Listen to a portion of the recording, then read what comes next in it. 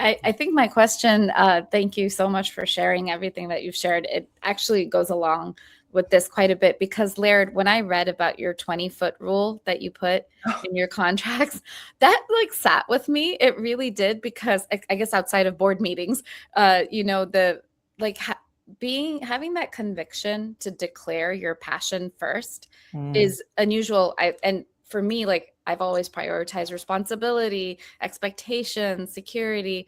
Like, what would you say to someone like me who knows that there's a 20-foot wave in like my own life, but I'm afraid to choose it? Well, I mean, I'll let Laird answer that, but we also even have a philosophy in our business. Like we have a food business, right? And we don't even add natural flavors. We always say it's never at any cost.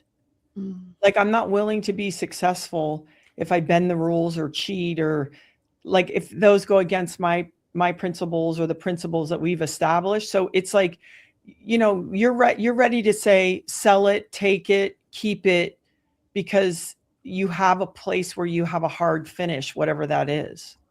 Okay. Well, and I feel like too, you have an opportunity, we all do, to live a life that you can look back and not have any regrets. Yeah. And I think that's something to try to work towards, whether it's, hey, I have a relationship with somebody and I need to go tell them something, or say you're sorry, or say, hey, that was, or just whatever pursuit, or your pursuit, whatever. And I feel like that's important to like not have a regret in your life, like not look back and be like, hey, I wonder why I didn't, because all these things that we think are so important are all of a sudden not going to be. We have a great friend that said, invest in experiences.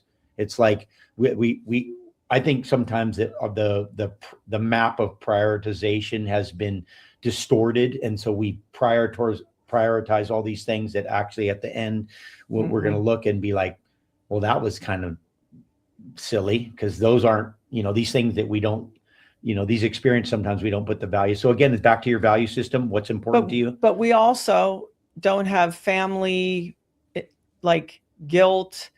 Yeah. This is where the feral part's easier, where if you come from a good family and somebody expected you to do this job and do this thing and you don't want to disappoint. So it's also, we can do that a lot easier because we never had to really answer to anyone. Yeah. We didn't have that built into, but I would say that's an education process. We weren't educated that way. Yeah. So we weren't educated that way to believe those things, because I think that's part of what happens is if wherever you're educated or however you're educated will dictate what your education is. So you're going to be like, oh, that's important, that's not important. It's like, and so I think that's a big piece of it. And sometimes it's difficult to break through that